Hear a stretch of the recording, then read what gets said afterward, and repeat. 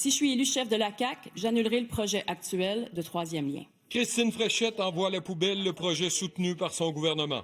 Je dis oui à un nouveau lien interrive. Il doit être planifié, mais pas dans le corridor central et certainement pas à n'importe quel prix. Son plan se décline en 3 phases avec à terme la construction d'un pont payant plus à l'est. On sait le contexte des finances publiques dans lesquelles on évolue. Il faudra que le privé soit au rendez-vous pour qu'on puisse aller de l'avant. Comme elle préconise un pont à l'est, peut-elle garantir que le privé n'optera pas pour un passage sur l'île d'Orléans?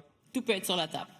Au privé de nous proposer des suggestions. D'ici là, afin d'améliorer la fluidité, elle va poursuivre l'élargissement de l'autoroute 20 à Lévis, réaménager la tête des ponts à Québec, abaisser le tablier du pont de Québec pour permettre le passage des camions.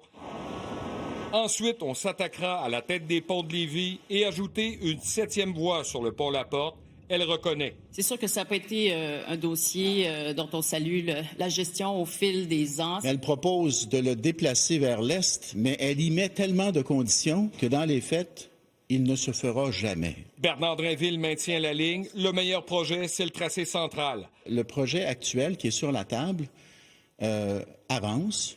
On est sur le point d'aller en appel d'intérêt. À court terme, pas vraiment. Demander à des consortiums de travailler avec nous sur la suite des choses. Alors, dans un contexte d'incertitude, il n'y a pas un consortium qui peut travailler dans ce contexte-là. Il y a des bonnes choses dans ce qui est proposé par Mme Fréchette, là. Tout ce qui peut être réalisé à court terme à moindre coût qui permet d'améliorer la fluidité est bien accueilli. Je pense qu'on a une occasion là, pour 50 ans, c'est le temps de le faire. Alors oui pour les camions, puis oui pour la mobilité active, puis oui pour les autos. Il n'est pas contre le payage. Le maire de Lévis se réjouit qu'elle abandonne le tracé actuel et privilégie un lien à l'est.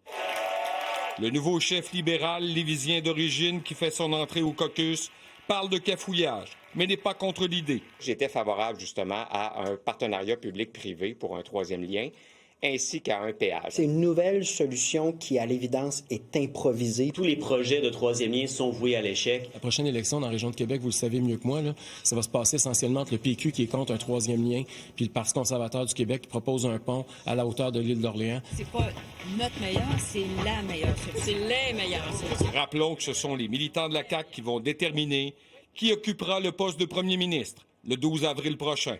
Alain Laforêt, TVA Nouvelle, Québec.